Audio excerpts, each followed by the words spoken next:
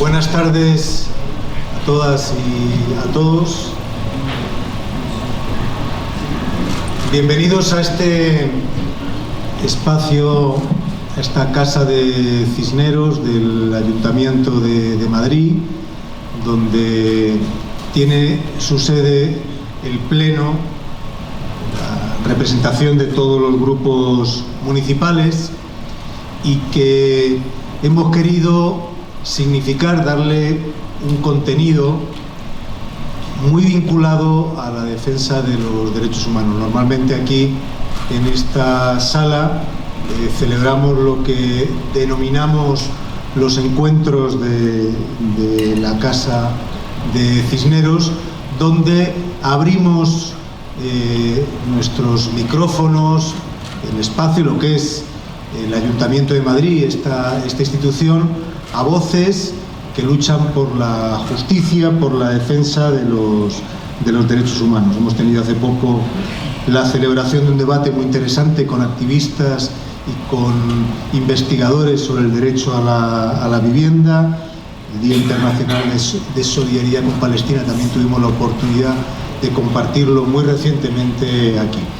Y desde luego, pues para nosotros es un honor incorporar a esta programación este acto tan importante sobre los vuelos de la muerte durante la dictadura argentina y la presentación de los libros que nos van a hacer nuestras compañeras y nuestros compañeros. Yo no voy a hacer la moderación, voy a presentar solamente, daros el saludo institucional y aunque a todos los que están conmigo en esta mesa los conocéis de sobra, pues le dejo a Enrique la labor de hacer la presentación formal. Queríamos como ayuntamiento estar aquí presentes, saludaros, dar la bienvenida al acto, ofrecer este espacio, dar también la oportunidad de conocer estos libros que me ha recordado Tati, que los podéis adquirir también para poder ilustraros sobre esta presentación. Ya he dicho que no voy a hacer la presentación, simplemente este saludo institucional, aunque me permitís que haga una mención y un reconocimiento especial a Tati Almeida, que me acompaña como histórica activista por los derechos humanos, integrante de las Madres de Plaza de Mayo, línea fundadora y un ejemplo de lucha, compromiso y militancia. Bienvenida, Tati.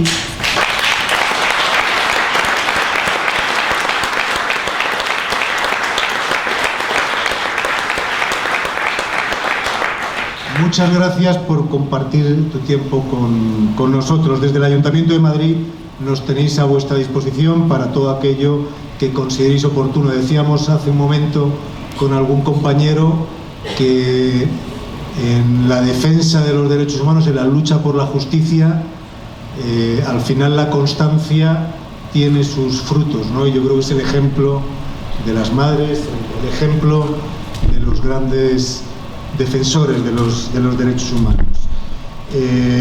Bueno, para concluir con este saludo inicial, deciros que nos parece que este acto encaja perfectamente con la política de memoria que estamos desarrollando en el Ayuntamiento de Madrid, que es una política que tiene que ver en algún caso con acciones de retirada de simbología, de denominación del callejero, que tiene que ver con el reconocimiento a los luchadores, pero fundamentalmente que tiene que ver con la defensa de unos valores, que es lo esencial. Una ciudad no simplemente son buenas políticas públicas, un cuidado, urbanismo, una defensa de los servicios públicos, también son valores, y los valores de una ciudad los define en gran medida ese hilo invisible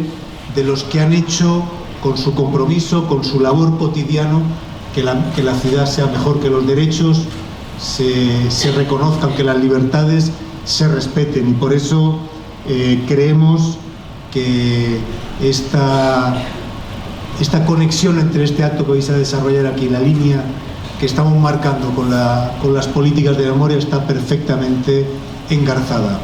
Muchas gracias a todas y a todos por asistir, reiterar nuestro compromiso como ayuntamiento para acompañaros en este tipo de iniciativas, y le doy la palabra a Enrique Borcel para que ahora sí haga la presentación de todos. Bienvenidos, mucho éxito y hasta la victoria.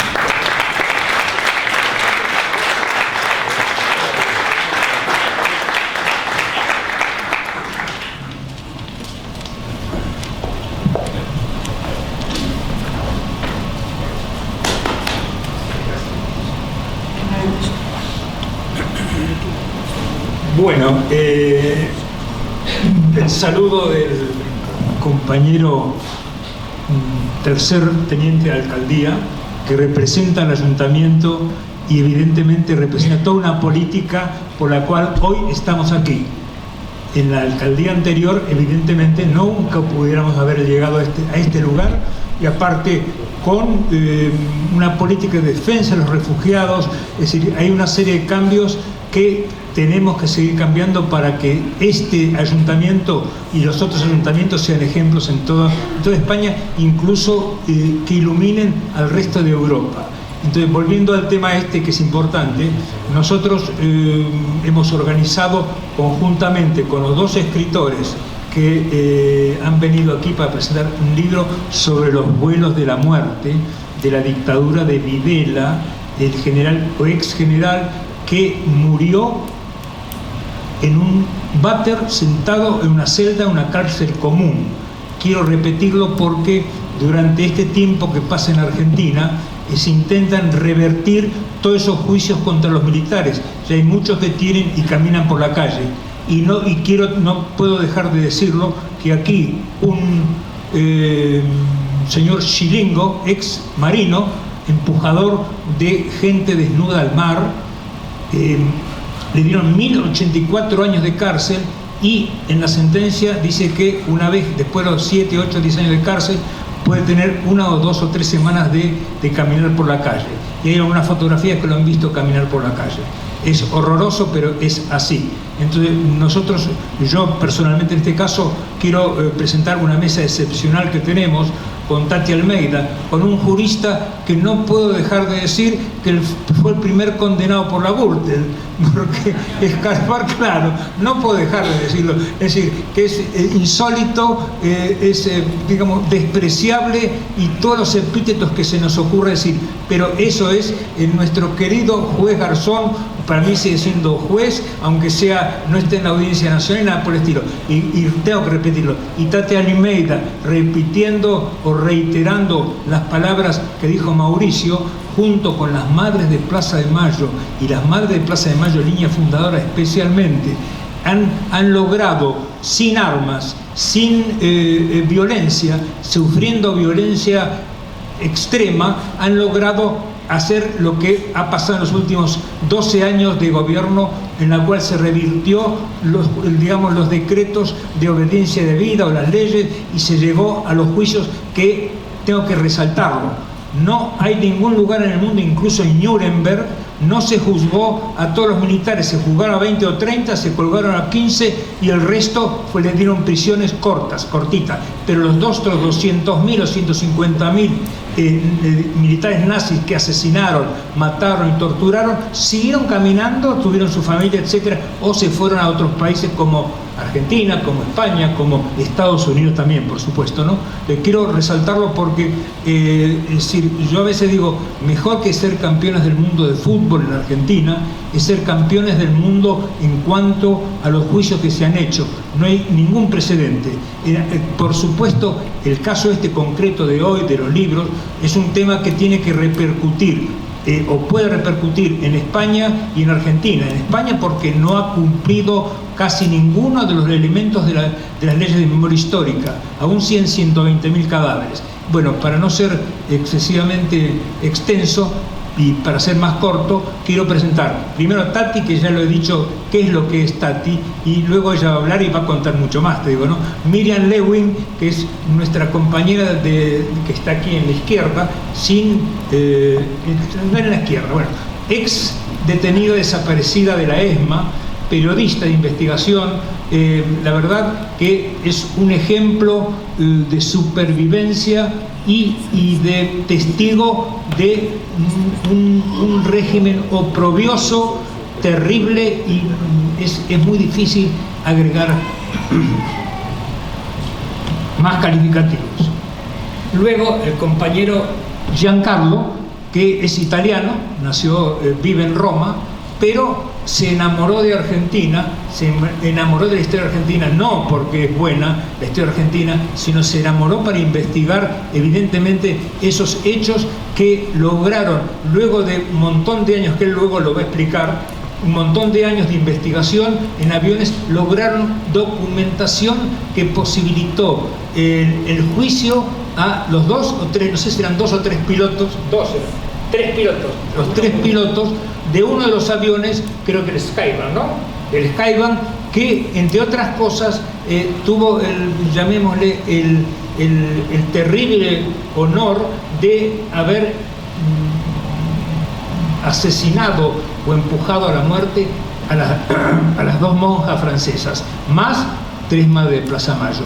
Y aparentemente, de acuerdo a las fechas de secuestro de ellas, del vuelo de este avión, porque había documentación en ese avión después de 20 o 30 años que había quedado en el avión, cosa insólita, pero ellos eso lo van a explicar más. Yo quiero hablar de ustedes 4, que son lo más importante, aparte de los que han venido aquí, que puedan transmitir y retransmitir, que si ellas pudieron, me hablo por las madres, ¿cómo no vas a poder nosotros?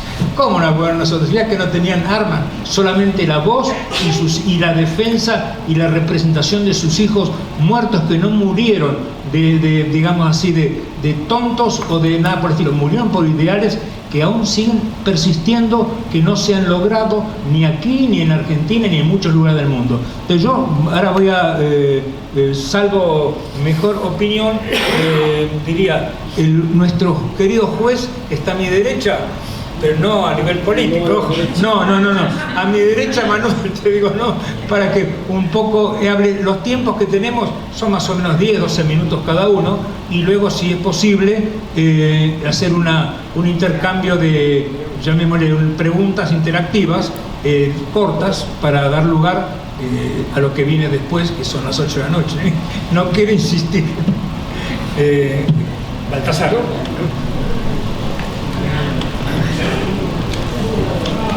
Muchísimas gracias.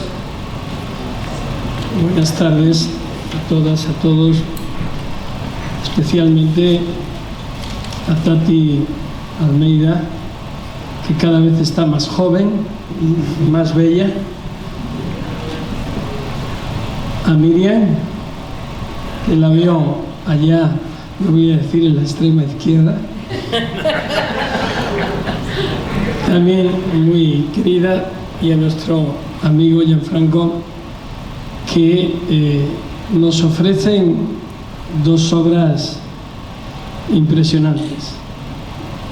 En una de ellas, Destino Final, yo tengo la suerte de haber incorporado un texto, que ahí lo tenéis para cuando lo queráis ver, entre otros tanto más mejores que el propio, pero que todos ellos tienen un contenido claramente evocador, al igual que la presentación del libro Skyban, que responden a un largo trabajo de investigación, de largo tiempo, largo alcance, y por tanto de datos, elementos contrastados, investigación al estilo antiguo, es decir, sudando la camiseta periodística, profundizando y produciendo en esa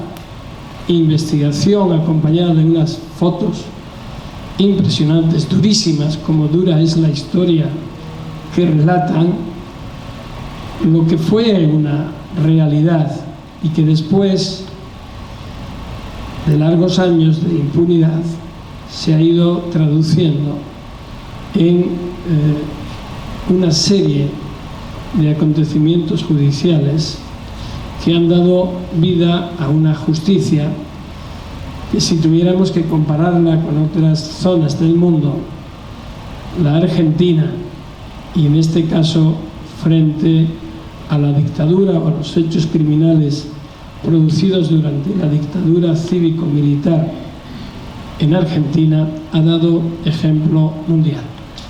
Ningún otro país ha aplicado la justicia, ha exigido la verdad, la reparación, como en Argentina. A pesar de que el gobierno actual intente, por mil vericuetos diferentes, y también la fuerza parlamentaria que le apoya, de dar por cerrado esta exigencia de verdad, esta exigencia de justicia. Verdad que no ha sido precisamente el valor más expuesto en toda esta historia, porque quienes deberían de haber contribuido a la verdad, es decir, los victimarios, los perpetradores, no lo han hecho. Probablemente el caso más paradigmático y al que se hace referencia en varias o en bastantes ocasiones en el libro de Skyban fue Adolfo Estilingo, que también ha sido precitado en este acto y que fue juzgado aquí en España. Pero como digo, si todo esto ha sido posible, como lo es, ha sido gracias a la energía y a la fuerza, a la persistencia, al valor pagado en muchas ocasiones con la vida de madres, de abuelas de Plaza de Mayo, tal como mundialmente son reconocidas.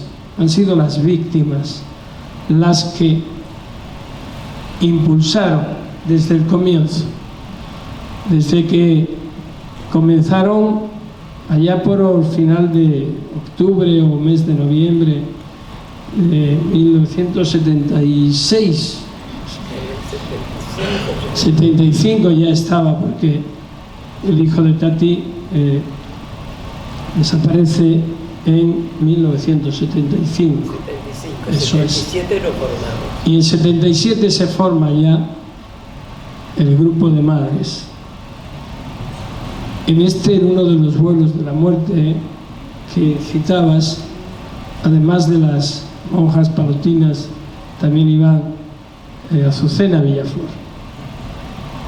Azucena Villaflor, que dio nombre años después, muchos años después, al Premio Nacional de Derechos Humanos, que me tendréis que ayudar a saber si todavía hoy se sigue entregando bajo el gobierno de Macri, porque hasta 2015 sé que sí se entregaba.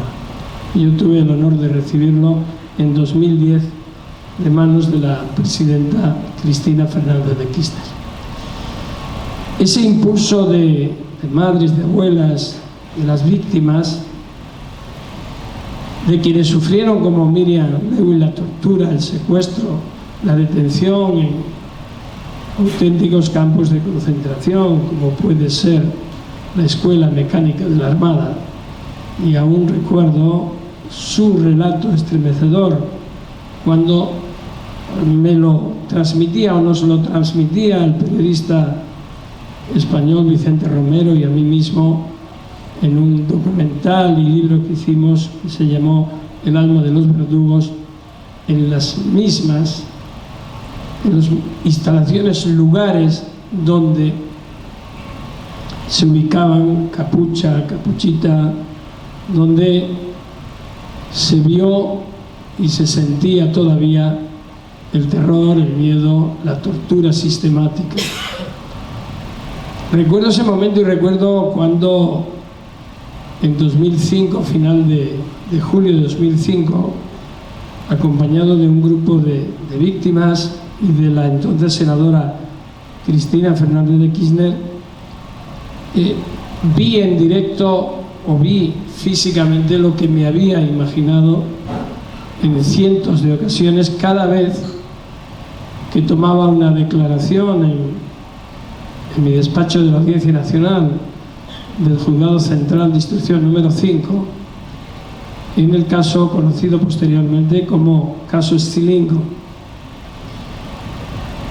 Los libros leídos, los testimonios expuestos, se agolpaban todos cuando físicamente se veían los vestigios todavía de lo que aquello había sido. La historia es recurrente y finalmente acabé, cosa que no podía imaginar, y después de mi suspensión por intentar investigar los crímenes franquistas, entre cuyas víctimas y activistas veo aquí a varios de ellos, que son luchadores y luchadoras natas y natos que están todavía, año a año, momento a momento, insistentemente en esa suerte de Plaza de Mayo, que sería el equivalente aquí a su resistencia, pidiendo verdad, justicia, reparación, como garantías de no repetición. Al final yo me encuentro en esta historia porque como servidor público cumplí con mi obligación.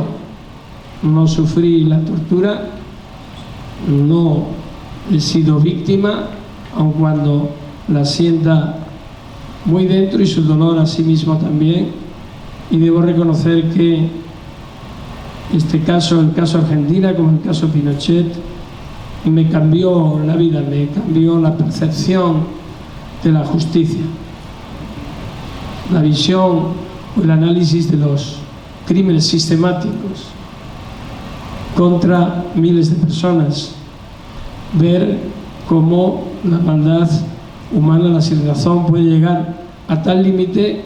Me pusieron en un camino que después se agrandó más aún cuando me tuve que enfrentar a la decisión de hacer lo propio, de investigar aquí también los crímenes franquistas.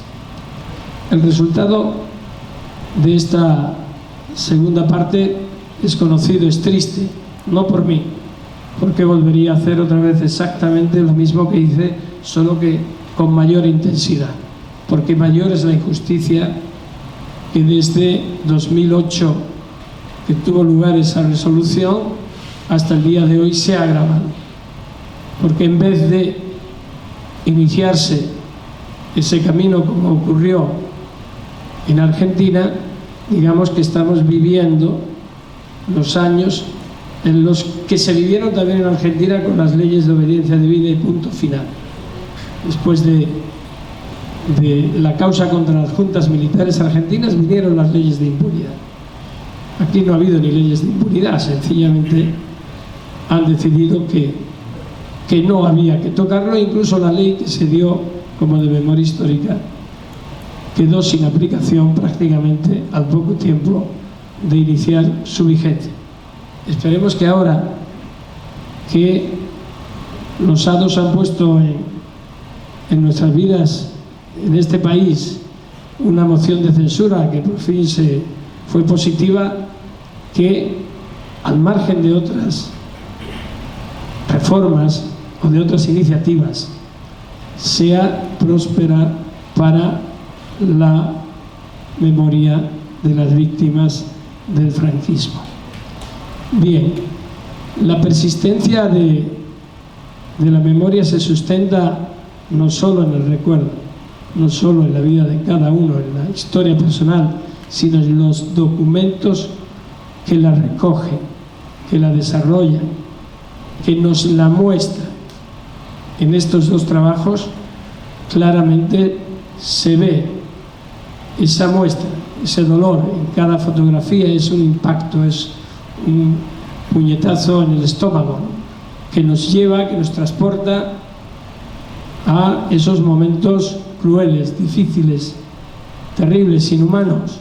No hay adjetivos ni calificativos.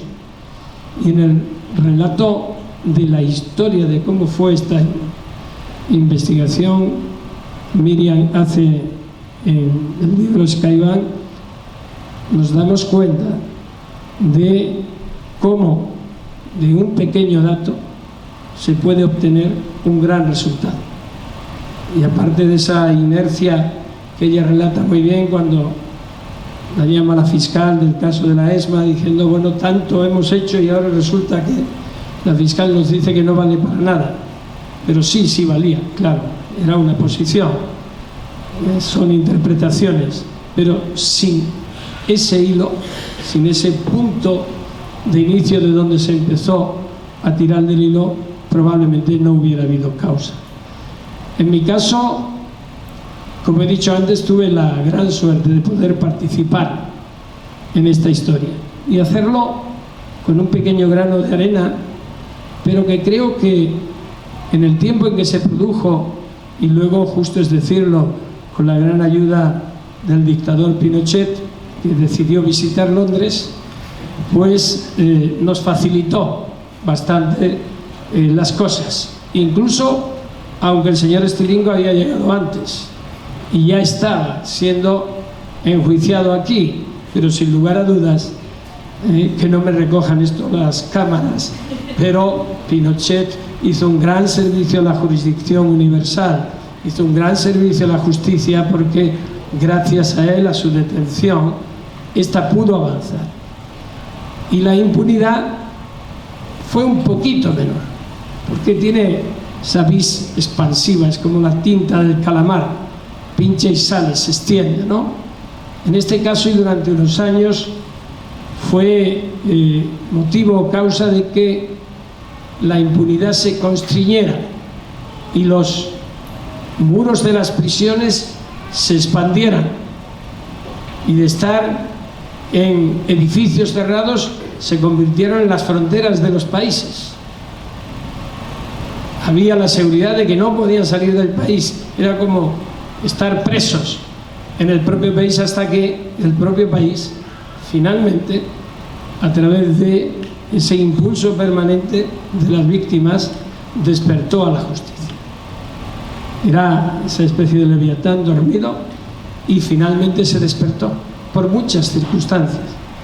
Sin duda, lo que ocurrió aquí en España, lo que ocurrió en Londres, tuvo gran importancia, pero luego tuvo una importancia también muy grande y fundamental el cambio de dirigencia política en Argentina. Que Néstor Kirchner llegara al poder en 2003 fue fundamental. De los primeros actos que escenificó, y es una fotografía que dio la vuelta al mundo, es descolgar o ordenar que se descolgara el retrato de Videla de la Galería de Presidentes de la República. En ese momento se escenificó lo que iba a ser un cambio de rumbo. Se recuperó la credibilidad de un país que estaba destruido, que lo habían destruido, y las víctimas que no habían cejado de luchar encontraron de nuevo su posición, y comenzó una parte de la historia interrumpida en el 85 que llega hasta hoy. Y en este hoy ha habido momentos o puntos de inflexión peligrosos, como fue el caso del 2x1, de cuando el año pasado, mayo del año pasado, se quiso hacer una nueva interpretación donde claramente se percibía el juego a favor de la impunidad. De nuevo, la tinta del calamar pretendía extenderse. Sin embargo, la respuesta de la sociedad, lideradas de nuevo por las víctimas y los organismos de derechos humanos, fue de tal envergadura que creo que probablemente será una de las mayores concentraciones y manifestaciones populares de la historia reciente de un país que tiene muchas manifestaciones. Pero esta fue especialmente importante porque demostraba el dolor acumulado, la indignación frente a esa década ganada que se quería robar por segunda vez. Y se dijo no. Y de nuevo, el nunca más estuvo presente. La justicia es lenta, al final llega, a veces, otras veces no tanto, pero en este caso, insisto, de un pequeño esfuerzo continúan otros muchos y finalmente se obtienen resultados.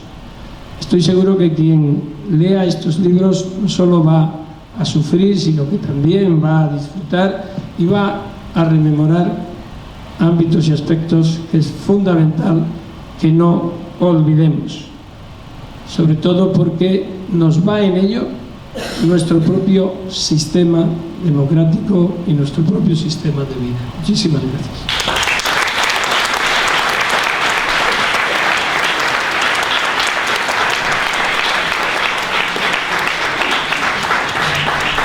Bueno, ahora va a hablar un poco, con todo el tiempo que tenga ganas de hablar, Giancarlo, porque es el autor de todas las fotografías. Y eso no lo ha hecho metiendo un dedo en internet y buscando fotografías. Lo ha hecho luego un intenso trabajo.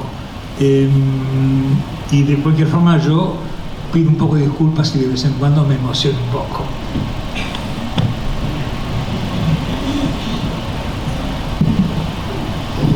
Bien, hablar después de un juez es un poco difícil, me resulta más fácil sacar fotos.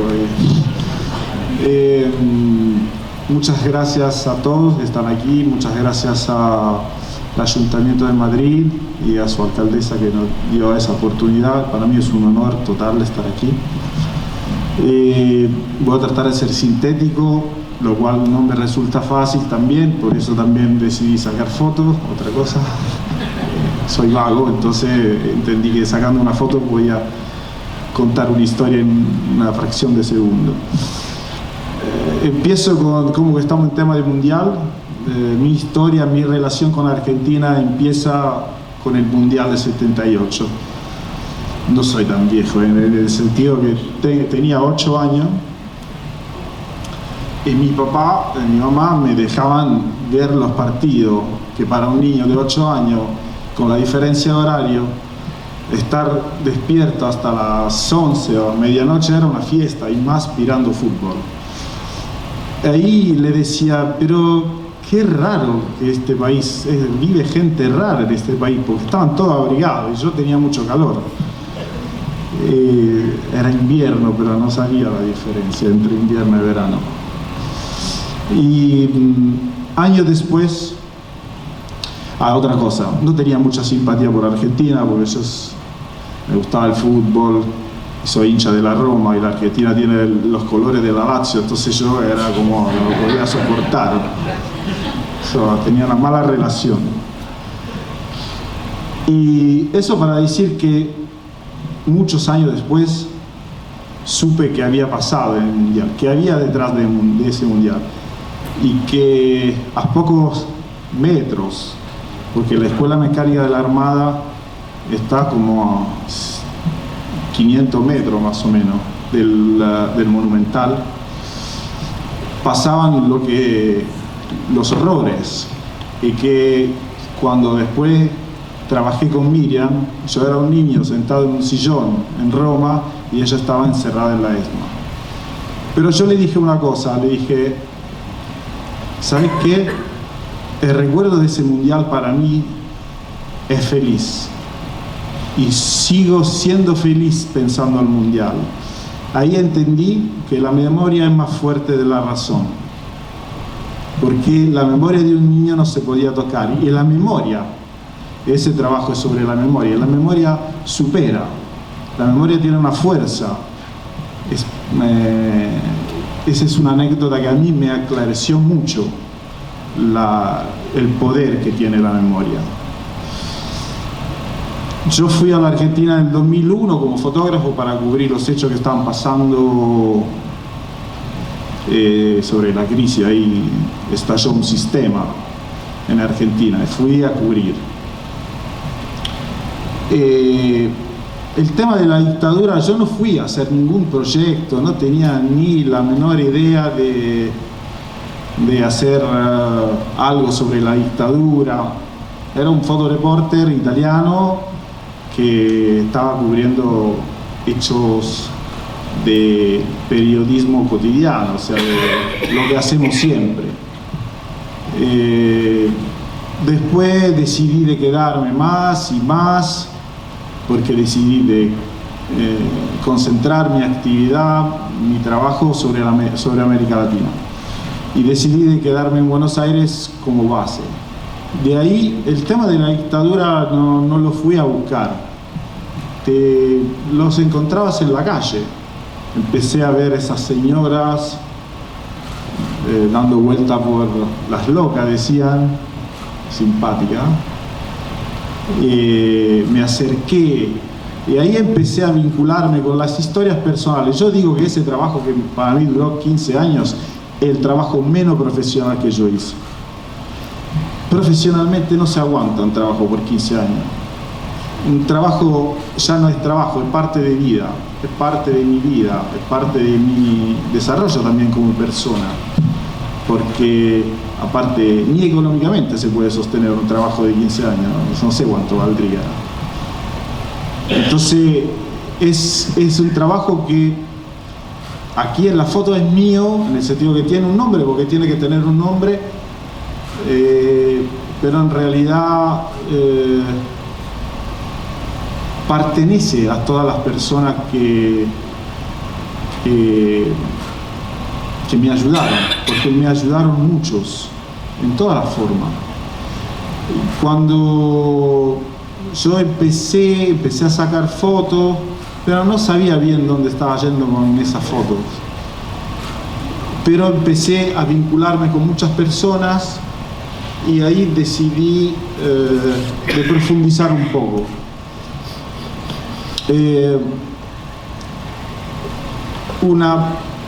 Sacaba fotos, conocía, y esa historia de a poquito estaba entrando porque eran las otras personas que hacían que esta historia me entrara.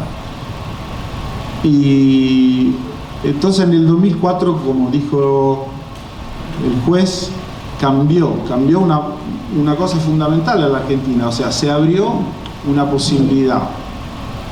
Porque nosotros podemos tener cualquier intención, pero si la sociedad no está preparada, es difícil que el trabajo, la idea de 1, de 2, de 10 pueda llegar a un resultado.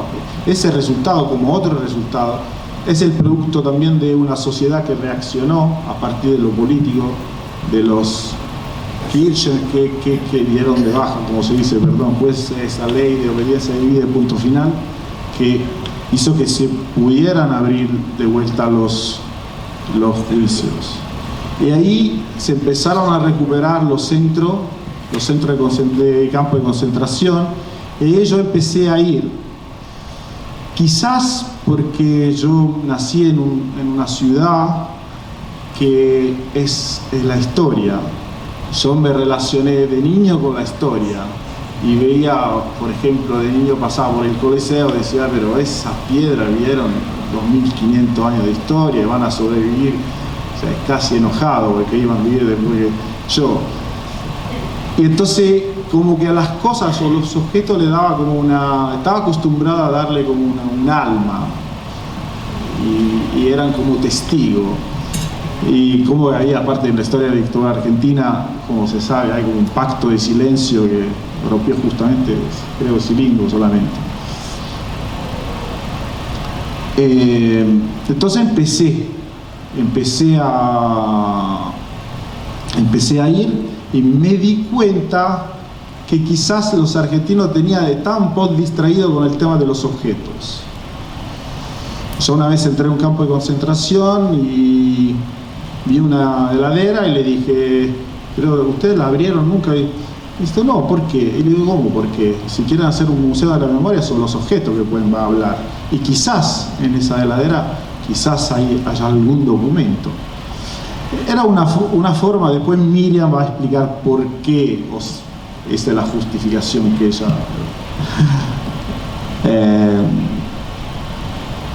Entonces, ahí otra vez vuelvo a mi historia personal. Siempre mi papá me llevaba a ver los aviones, así que tenía una relación con los aviones de niño. Hay un aeropuerto cerca de mi casa y tenía un amigo que volaba y yo volaba con los aviones o iba, entonces estaba mucho, aparte que el avión era el símbolo de la libertad, del viaje, era todo lo más lindo que había para mí. Entonces cuando me enteré de la historia me enteré con la película de Marco Beckis, Garage Olimpo, que fue muy importante para mí, esa imagen final del avión que abre las puertas, y ahí había empezado antes en realidad, esa idea ya me había venido, empecé a preguntar, sí, a gente, pero ¿saben dónde están los aviones?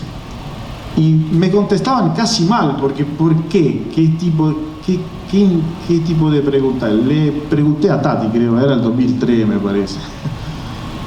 Y la respuesta era siempre la misma.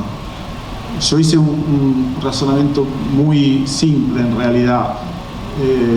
Para mí encontrar los aviones era una posibilidad. Aparte que era una herramienta, era una prueba. Finalmente también y quizás podía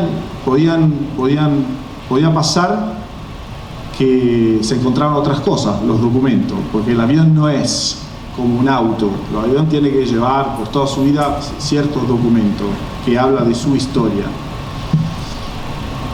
Y yo dije, la Armada Argentina no era la Luftwaffe, no tenían mucha plata, tenían poco dinero, no tenían 200.000 aviones, pocos, ponele 5, hacemos 10 o no sé cuánto, pero pocos. Y los pilotos militares no tienen una vida muy larga de actividad, entre los 20 y los 35 años, es decir, se reducía el campo. ¿Y cuántos pilotos había entre el 76 y 79 que tenía entre 22 y 35 años y que piloteaban? Porque fundamental fue Scilingo, obviamente, que habló de los dos modelos de avión, que las Skyline Electra. ¿Cuántos entre los 22 y los 35 que manejaban, que eran pilotos de esos aviones? Porque no es como un auto, vuelvo a repetir, que yo me puedo subir y puedo manejar cualquier auto. Hay que tener un entrenamiento. Y el número no era muy largo, era reducido.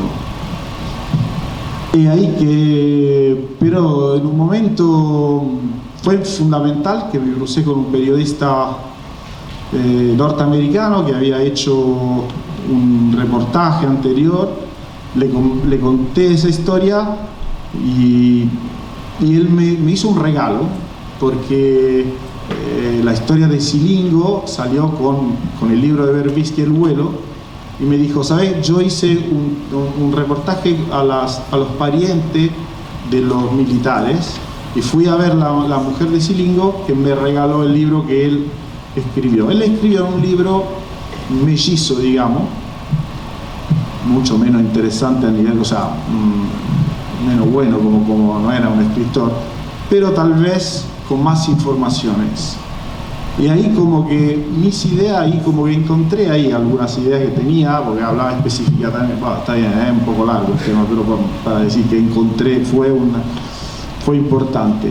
Y ahí le dije, pero a esa altura ya necesito una ayuda, no puedo ir, me falta la parte más emocional. Yo no viví todo eso, yo estoy muy lejano, vengo de otro país, ¿no? Y quisiera conocer o trabajar con alguien que me pueda ayudar. Él me dijo, tiene que llamar Miriam Lewin, porque es una periodista, pero también sobreviviente y es buena onda. Y está bien. Entonces la llamo y ahí le paso la palabra a Mira, que sigue la historia.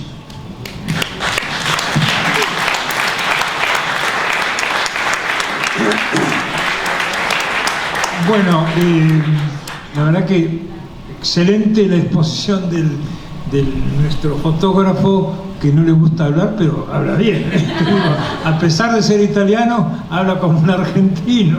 Esa es la otra historia. Bueno, ahora le paso la palabra a nuestra compañera Miriam Lewin, que también tiene una historia, y yo digo, el honor de haber tenido la fuerza y la voluntad y la capacidad de hacer lo que ha hecho en los últimos 10 o 20 años. Escribir, escribir, escribir, testimoniar e investigar. Miriam, tu palabra. Y luego, luego voy a decir dónde se pueden comprar los libros. Aquí se pueden comprar algunos libros, hay, y si no, por internet o por Amazon. Internet es amazon.es. Sí, en la página web de Amazon se puede conseguir también. Primero quiero agradecer, de más está decirlo, al ayuntamiento. Hace varios años que vengo a Madrid y la he encontrado más bella que nunca. No sé si tiene que ver Carmina con esto o no, pero está muy bella la ciudad. Quiero agradecer a Enrique Borcel y al Observatorio Argentino por haber organizado esta presentación en este lugar que realmente emociona, porque ser recibidos institucionalmente por el ayuntamiento es, tanto para Giancarlo como para mí, muy importante. Ustedes saben, casi todos deben tener alguna relación con Argentina, que en la Argentina somos mitad italianos, mitad españoles, ¿no? Es un país con un aluvión inmigratorio muy importante, y todos tenemos una idiosincrasia que tiene que ver con estos dos pueblos a los que tan ligados estamos. En agosto del 2007 yo trabajaba, como trabajo ahora, en un canal de televisión en la Argentina, y estaba bastante acostumbrada a que periodistas extranjeros y fotógrafos me contactaran para hacer entrevistas para documentales o notas de gráficas sobre la dictadura. Estaba un poco resignada a que, a pesar de que hay muchos sobrevivientes, me eligieran a mí por dos razones. Los que no eran hispanoparlantes, porque yo hablo inglés y francés y algún otro idioma, y los que eran periodistas porque soy periodista, y entonces sabía exactamente hacia dónde apuntaba la nota, y era como robarle un caramelo a un chico. Es algo que yo me resisto a hacer como profesional, entrevistar periodistas, pero hay algunos colegas que ven que el trabajo es más fácil así, ¿no? Que yo siempre me hacen bromas, me dicen que cuando me ponen play yo empiezo a hablar y no me tienen que hacer ninguna pregunta, porque yo sé para dónde está orientada la historia. En el caso de Giancarlo, me viene a hacer las fotografías para una entrevista que se iba a publicar más tarde en un medio italiano, pero al contrario de lo que hacen en general los fotógrafos, que es hacer la nota con el periodista que va a escribir el texto, él vino antes, y al contrario de lo que hacen muchos de los fotógrafos, la mayoría, que es tomar las fotos e irse, él se quedó charlando conmigo. Nos juntamos en un bar, yo me había ido con una campera de un color fluo, una chaqueta que no tenía nada que ver, yo no sabía que ese día me iba a hacer las fotografías, no tenían nada que ver con lo que uno piensa de una desaparecida, un color naranja muy subido. Y Giancarlo me empezaba a hacer las fotos sin decirme que me iba a hacer las fotos, como distraído, y así fue como me envolvió, ¿no? Me convenció con esa pregunta de qué les pasa a los argentinos con los objetos, a la que yo le contesté: nos sacaron tanto, nos sacaron a nuestros novios, a nuestros hermanos, a nuestros padres, a nuestras amigas, a nuestros hijos nos sacaron, que preocuparnos por los objetos parecía un poco obsceno, superfluo y hasta obsceno, ¿no? Preocuparse por lo material. Entonces me desagrada una pregunta: ¿pero ustedes pensaron alguna vez a dónde están los aviones de los vuelos de la muerte? Y yo lo miré y le dije, no, pero además, ¿para qué puede servir? O sea, me parecía algo totalmente inútil, si se me permite. Además me parecía medio insolente este chico, que parecía que tenía 25 años, tenía bastante más, pero para mí tenía 25 años, que le viniera a decir, a cuestionar a una sobreviviente, testigo en los juicios, en el juicio de las juntas y en muchos otros juicios, y además periodista de investigación con una carrera de largos años, que le viniera a cuestionar cómo nunca se le había ocurrido pensar dónde estaban los aviones. Él me contestó que ubicar los aviones podía servir para ubicar a los pilotos de los vuelos de la muerte. Y yo le dije que me parecía temerario, me pareció una locura, me pareció algo totalmente improbable. Pero por alguna razón yo estaba atravesando también una situación personal bastante dura, una separación, estaba bastante triste y necesitaba ocupar mi tiempo en algo, ¿no?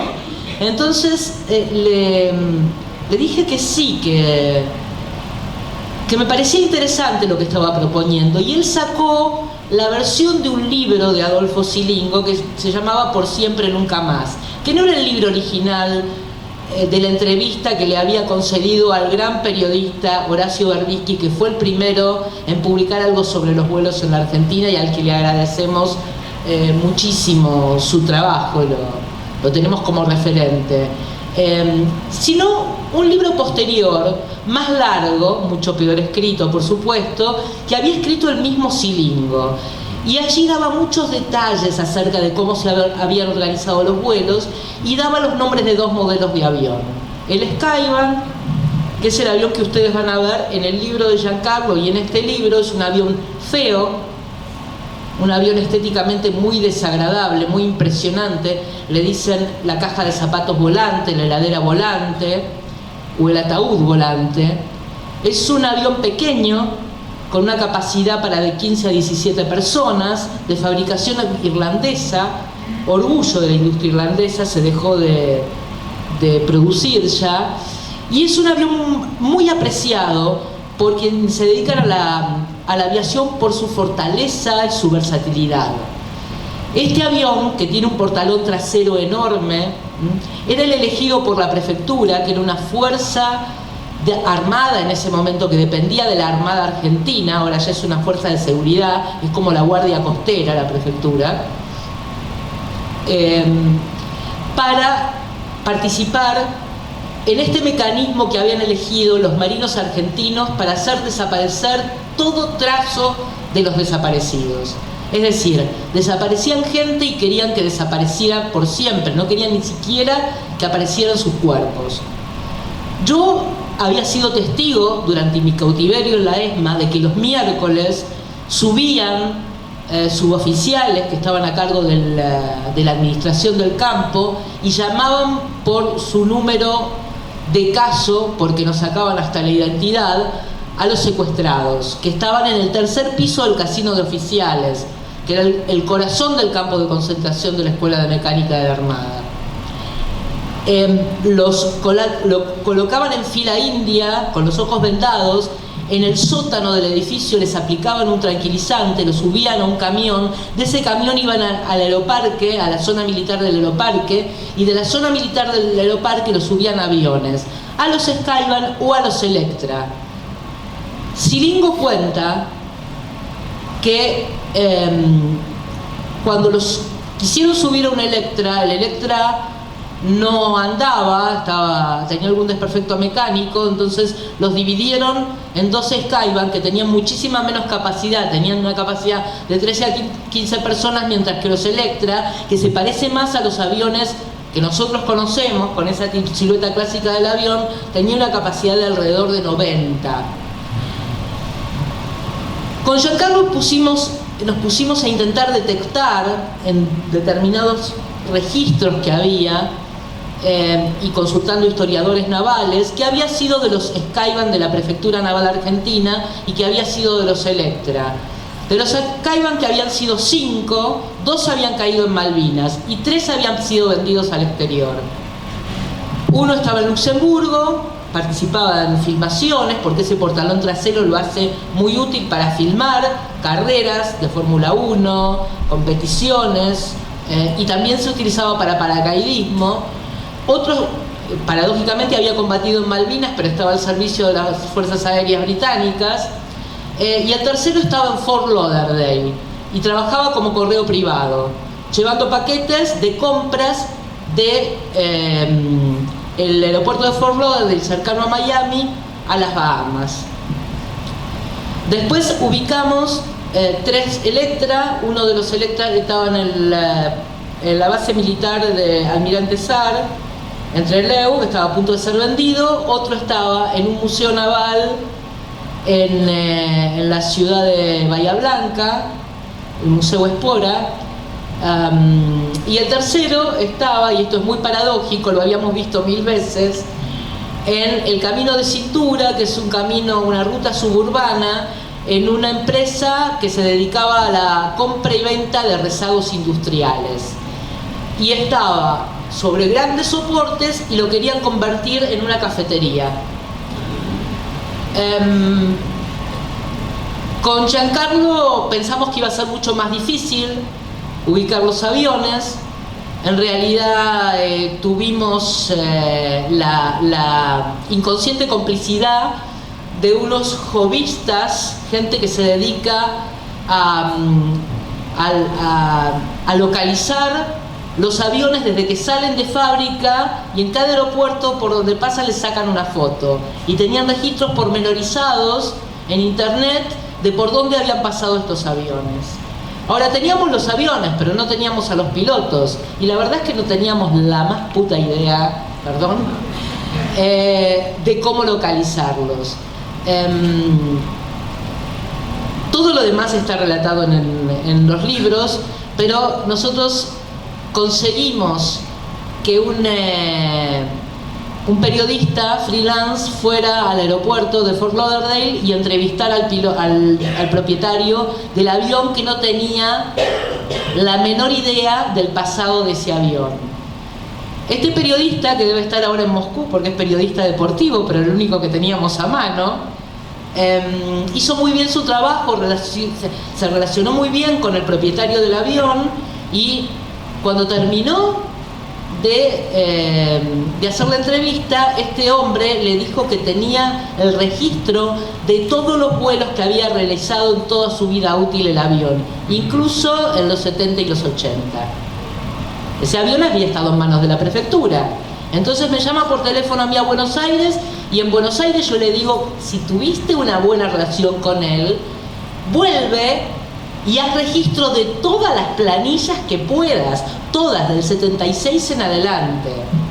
Bueno, todo el mundo que vio esas planillas, que llegaron a nuestras manos, dijo que esto era oro en polvo, que nunca había habido en la historia de la investigación de los crímenes de lesa humanidad una prueba tan directa de la responsabilidad de quienes habían ejecutado a los desaparecidos. Es decir, en estas planillas había origen y destino, fecha, duración del vuelo.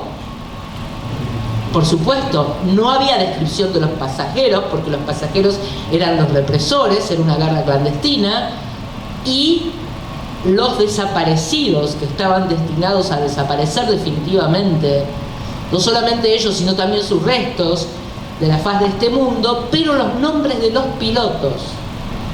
Es decir, en cada una de esas planillas había una prueba indiscutible de la responsabilidad de hombres de la prefectura naval en el asesinato de prisioneros políticos en la Argentina. Cuando nosotros tuvimos estas planillas en nuestras manos, y después de publicar la investigación en el canal de televisión donde trabajo, en la que Giancarlo no quiso participar porque tenía la idea de que los represores lo iban a dejar entrar a la prisión donde estaban, iban a dejar fotografiarlos, como si no supieran quién era. Yo pensé que ahí se había terminado todo, pero de la mano de un ex piloto y director de cine, y una persona muy valerosa e inconsciente de los peligros que corre, que es Enrique Piñeiro, y del Premio Nobel de la Paz Adolfo Pérez Esquivel, se presentó en la Justicia Federal este conjunto de pruebas, y ahí empezó la otra parte de la investigación, porque nosotros los periodistas de investigación y los fotógrafos no tenemos acceso a aquellos recursos que tiene sí la justicia, que pueden poner una vigilancia, hacer venir, comparecer compulsivamente un testigo, intervenir un teléfono, etcétera, etcétera, etcétera. Nosotros no tenemos más que una pequeña linterna con la que procuramos iluminar aquellos rincones de la sociedad donde se están produciendo graves faltas a la ética o ilícitos y que el poder quiere mantener oculto. Todo esto terminó el 29 de noviembre del 2017, después de que intervinieran varios brazos de la justicia, después de que intervinieran valerosos fiscales, jueces comprometidos, después de que interviniera un personaje cuya identidad yo en el libro protejo, que nos ayudó a pensar qué pasaba si la justicia argentina no detenía a los pilotos, porque en el medio hubo un periodo de un año en el que nosotros teníamos identificados a los pilotos, pero el juez no ordenaba su detención, y dos de estos pilotos eran comandantes en actividad de Aerolíneas Argentinas. Es decir, los pilotos de los vuelos de la muerte en los 70 estaban comandando vuelos aerocomerciales en el año 2010. Es decir, algunos de ustedes que han viajado a la Argentina seguramente han subido a un avión comandado por un piloto que arrojó gente al océano Atlántico. Las planillas fueron analizadas. Las planillas tenían vuelos absolutamente irregulares. Una unidad especial de la Procuración analizó planillas y detectó estos vuelos irregulares que tenían varias características. Eran los miércoles, eran nocturnos y tenían una duración incompatible con toda lógica desde el punto de vista aeronáutico, porque iban hasta el límite de su autonomía de vuelo. Es decir, si el Skybank tenía una autonomía de vuelo de 4 horas, ellos volaban 3 horas 50. Es decir, tenían en general el mismo origen y destino. Es decir, decían, por ejemplo, Punta Indio, 3 horas 50.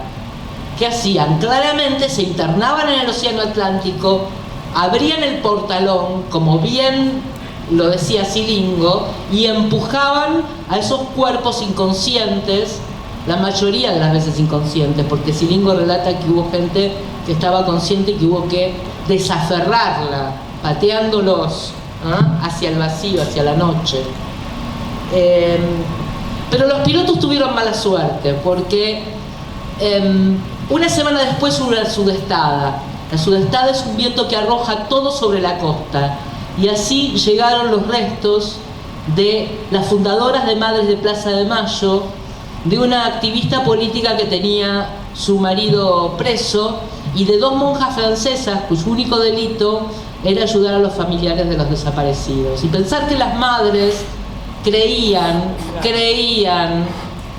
Azucena Villaflor, Esther Balestrino de Cariaga y Mari Ponce de Bianco.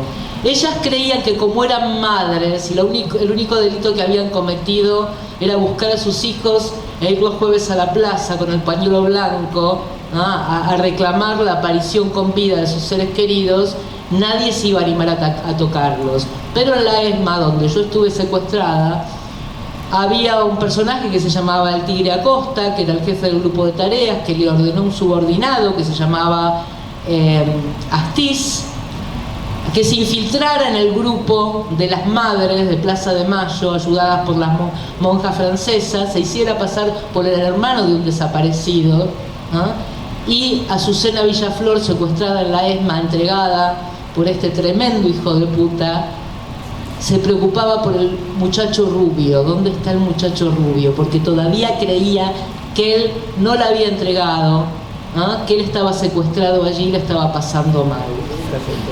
Y nunca se enteró. Murió pensando que era el hermano de un desaparecido, a quien ella protegía y cuidaba como un hijo.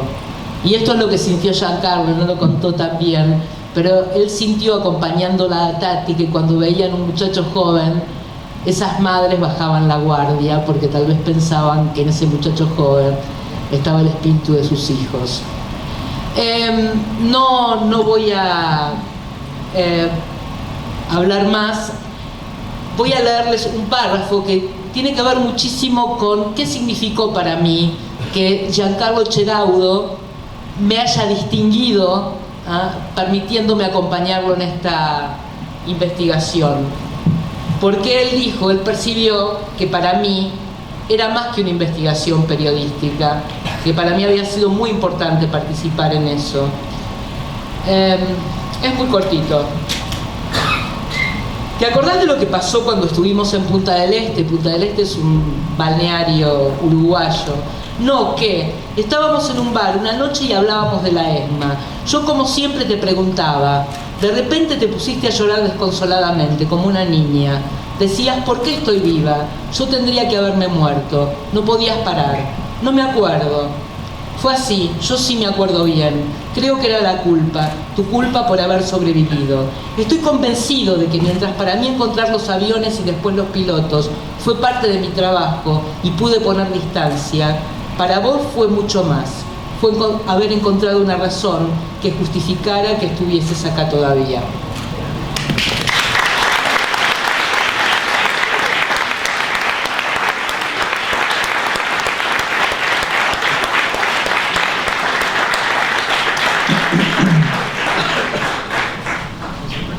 Bueno, ahora, sin más palabras mías, voy a ceder la palabra a Tati Almeida, integrante de Madre Línea Fundadora.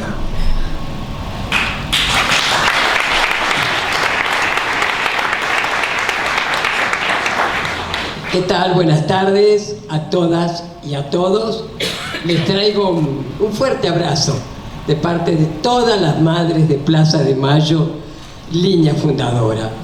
Realmente agradezco a todos aquellos que han hecho posible que hoy yo pueda estar aquí compartiendo esta mesa con estos queridos amigos, nuestro querido para mí siempre juez Garzón, Giancarlo, vos por supuesto Miriam, y vos querido Enrique, que realmente cuando te pedimos que empezaras a organizar, a buscar un lugar, como siempre lo haces, demostrando tu permanente defensa por los derechos humanos, conseguiste esto. Así que gracias. Sabés que nos une a mi familia y a tu familia un cariño muy, muy grande. Bueno, acá estamos. Realmente habrán escuchado de qué se trata estos libros que se están presentando hoy, ¿no? Yo quiero, además, agregar algo. Cuando lo presentamos la primera vez, ¿te acordás, Giancarlo? Fue la ex ESMA, donde lamentablemente no habían llegado los libros, pero fue en un salón que lleva el nombre de una gran mujer, de una gran amiga, de una gran luchadora, madre, que había perdido a su hijo también, el nombre de Mabel Gutiérrez, y tengo el honor y la alegría y la emoción que uno de sus nietos está hoy aquí presente. También quiero decir que no me di cuenta cuando entró, pero está una de las nietas de Azucena Villaflor de Vincenzi, la fundadora de Madres de Plaza de Mayo. Yo voy a pedir un fuerte aplauso por ellos.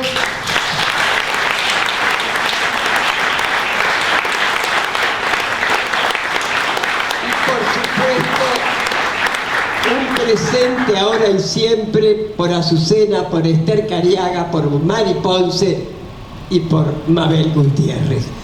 Bien, estos libros, chicos, no hago más que agradecerles a ustedes no solamente en nombre de madres, en nombre de Alejandro y de los 30.000, porque en estos libros, ese libro de fotos, que bien se ha dicho que una foto, una imagen, dice mucho más que muchas palabras. Realmente con este libro, ahí se plasma las 3 patas de nuestra lucha: memoria, verdad, justicia.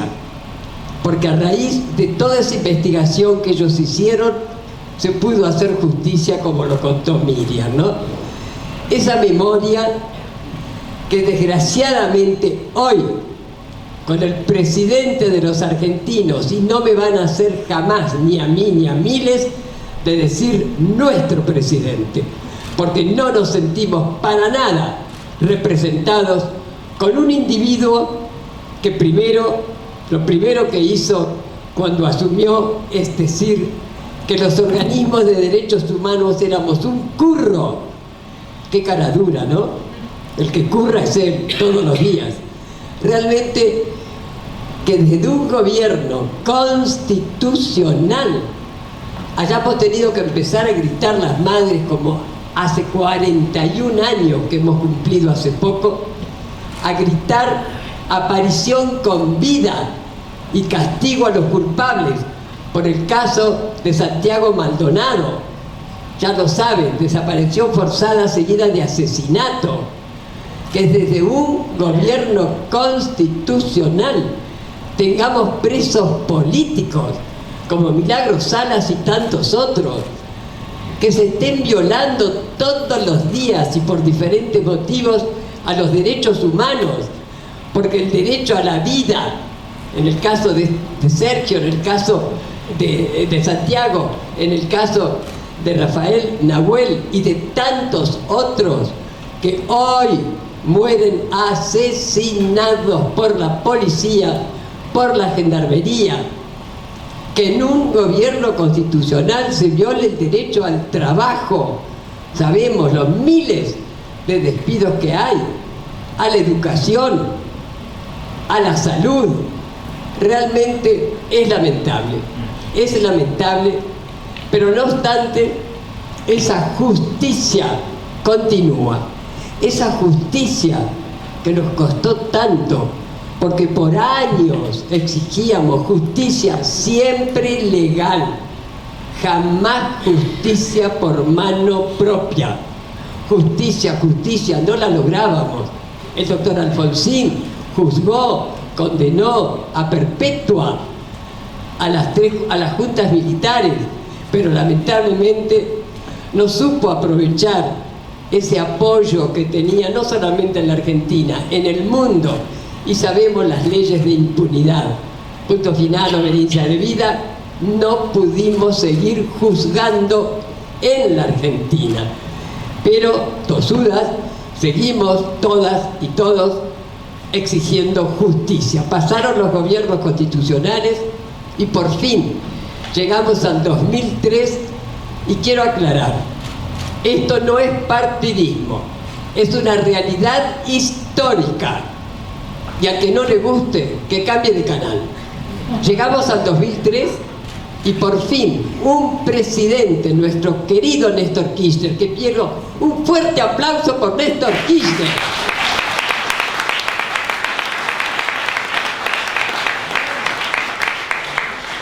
Néstor Kirchner fue el primer presidente que tomó a los derechos humanos como política de Estado, no de un gobierno, de un Estado presente.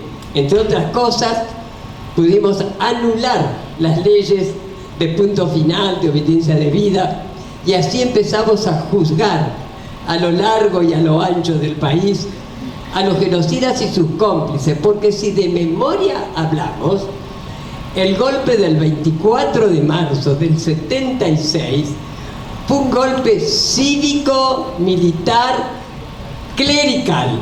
Yo soy católica, pero que le caiga ensayo a quien le caiga.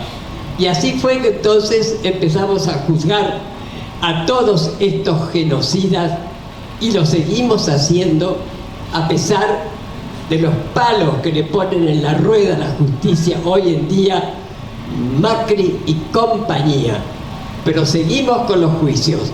Y realmente fue un logro maravilloso, con muchos años más, porque lamentablemente quedamos pocas madres, pocas abuelas, los mismos familiares, pero estamos tranquilas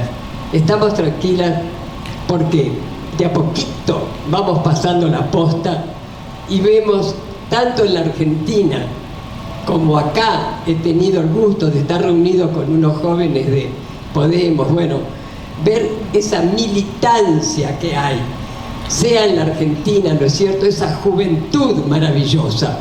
Militancia, no hay que tenerle miedo a la palabra militancia.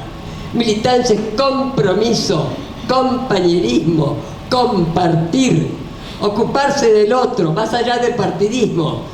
Y eso es lo que nosotros vemos en la Argentina. Realmente es una tranquilidad, porque sabemos que no vamos a estar por razones de edad para ver al último juzgado y condenado a perpetua y en cárceles comunes.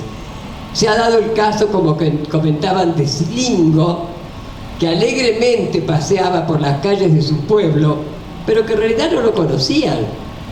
Y bueno, fue suficiente que alguien lo viera para que realmente le sacara la máscara. Así que yo pienso que ahora no va a seguir paseando alegremente, porque se arriesga, por supuesto, a que la gente le diga lo que corresponde. Pero bueno, así es la ley acá. En la Argentina no hay esa ley de que porque es grande o porque tiene tantos años o perpetua le permiten que salgan a ver a su familia. Yo quisiera saber si uno que robó gallinas también le permiten eso, ¿no? Pero bueno, allá ocurrió con un siniestro genocida, Echecolás. ¿Te acordás, Giancarlo, cuando viniste con nosotros y la foto que le sacaste cuando lo juzgaron a perpetua? Bueno, este individuo que tiene perpetua, resulta que estaba muy fresco en su casa, una casa de veraneo en Mar del Plata. En cuanto la gente se empezó a enterar, le hicimos un escrache. Escrache es una palabra onomatopéyica, o sea, ¿qué se hace? Eso lo empezaron a hacer la agrupación Hijos en el año 95. Hijos de desaparecidos se presentaron en sociedad y con esa estupenda e insolente juventud empezaron, entre otras cosas, a hacer estos escraches. ¿Y en qué consistía? Se sabía que había un genocida sin juzgar en tal barrio. Entonces, ahí iban con tambores, con esto, todo, ¿no? Y a los gritos diciendo: vecino, vecino, acá tiene un asesino. Los recontra escrachaban. Se han tenido que mudar de barrios, de todo, porque la gente no les vendía nada. Con respecto a Echecolás, se hizo un escrache, pero masivo, masivo. Fue maravilloso. Una marcha en Mar del Plata, un lugar de veraneo, que la gente, los turistas, van a descansar. Una marcha de 25 cuadras. Y logramos que Echecolás volviera a donde deben estar los genocidas, a la cárcel. O sea, que a pesar de lo que está ocurriendo en mi querido país, donde el Estado de Derecho ha desaparecido, donde se están tomando medidas que desgraciadamente uno se retrotrae a años que creíamos que no iba a volver a ocurrir, pero la resistencia, como lo dijo mi querido juez Garzón, la resistencia cada vez es mayor, pero cantidad de marchas, de concentraciones, siempre pacíficas. Ahora, los otros días, el 25 de mayo, en el obelisco, lo habrán visto las fotos ustedes, miles de personas. El 25 de mayo, perdón, nos independizamos de los españoles, lo lamento. Pero bueno, ¿qué va a ser? Y perdón, yo no voy a pedir perdón, como lo hizo Macri al rey de España cuando fue a Tucumán. Bueno, no importa, es un lugar donde hay una casa de Tucumán y ahí se juró la independencia. Y para quedar bien, y vaya a saber por qué motivos quizás comerciales le convenía, le pidió perdón, porque realmente nos habíamos independizado. Bueno, no hay que extrañarse, ¿no? No hay que extrañarse. Así fue, entonces, así es, como les vuelvo a repetir, cada vez somos más. Y ese 25 de mayo de hace 200 y pico de años, la gente gritaba y decía: el pueblo quiere saber de qué se trata. Este 25 de mayo fuimos miles de miles, porque el pueblo sabíamos de qué se trata y por qué estábamos allí, ¿no es cierto? Allí no hubo partidismo para nada.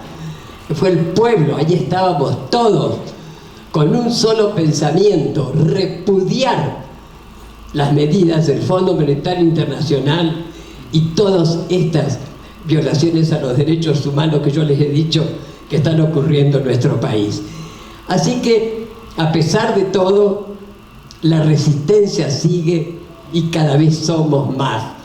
Por eso, nosotras, las locas, les decimos, no solo allá, acá también, que tengan paciencia, que no bajen los brazos, que defiendan las causas que crean justas. Va para los jóvenes y los no tan jóvenes. Realmente sigan luchando.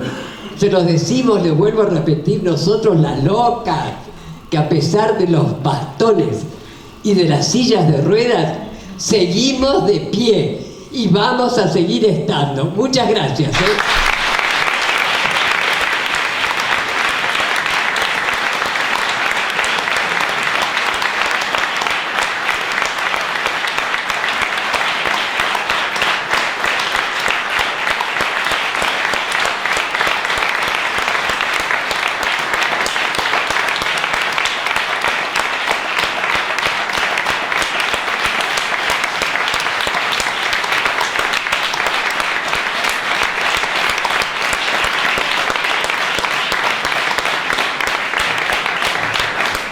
Bueno, las últimas palabritas. Agradezco la presencia en mi nombre, por supuesto, en nombre del observatorio, en nombre del ayuntamiento y en nombre de todos los compañeros que estamos en la mesa. La presencia de todos.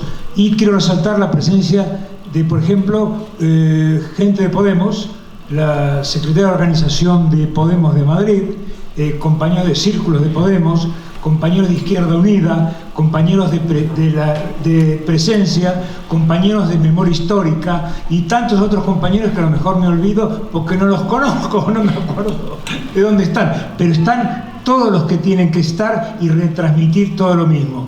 Y por último, yo diría, los que quieren algún libro aquí, pues se acercan y se los autografarán y los pagarán. Son baratos, no son al estilo baratos, no por su contenido, por su contenido tendría que valer 10 veces más, lo dijo él, porque para hacer este libro tendría que valer por lo menos 1.500 euros cada uno para justificar el pago. Pero eso es el tema. Y agradezco también la presencia del ex agregado de Derechos Humanos del gobierno de Néstor Kirchner, Carlos Duhalde, que representa justamente un gobierno. Hay pocos gobiernos del mundo que nombran responsables de derechos humanos en sus embajadas.